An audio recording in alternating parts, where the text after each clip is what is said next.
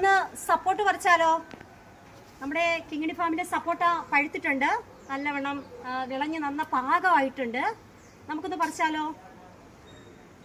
ഇതാണ്, കണ്ടില്ലേ? ഇതാണ് നമുക്ക് സപ്പോർട്ട.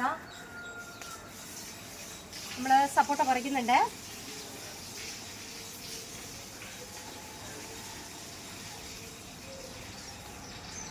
മുകളിലോട്ടൊക്കെ ഒരുപാടുണ്ട് കേട്ടോ, ഒരുപാട് കാ നിൽപ്പുണ്ട്. അത് തോട്ടി കൊണ്ടേ നമുക്ക് പറിക്കാൻ പറ്റുള്ളൂ. അപ്പോൾ നമ്മൾ ഇന്ന് പറിക്കുകയാണ് സപ്പോട്ട. കണ്ടില്ലേ? അപ്പോൾ എല്ലാവരുടെ വീട്ടിലും കാണുമെന്ന് വിചാരിക്കുന്നു. ഇപ്പോൾ സീസണാണ്, സീസൺ സമയമാണ് സപ്പോട്ട. ജീവിതത്തിൻ്റെ ഭാഗമായിട്ടുള്ള മുകളിലോട്ട് ഒരുപാടുണ്ട് കേട്ടോ, ഒരുപാട് നല്ല ഉണ്ട്. നമുക്കത് പിന്നെ ഈ കമ്പ് കൊണ്ട് തോട്ടി കൊണ്ടേ പറിക്കാൻ പറ്റുള്ളൂ. അപ്പോൾ നോക്കട്ടെ എങ്ങനെ, മധുരം ഉണ്ടോ മധുരം ഇല്ലേന്ന് നമുക്ക് കഴിച്ചിട്ട് പറയാം കേട്ടോ, കഴിച്ചിട്ടേ പറയാൻ പറ്റുള്ളൂ. ഓക്കെ.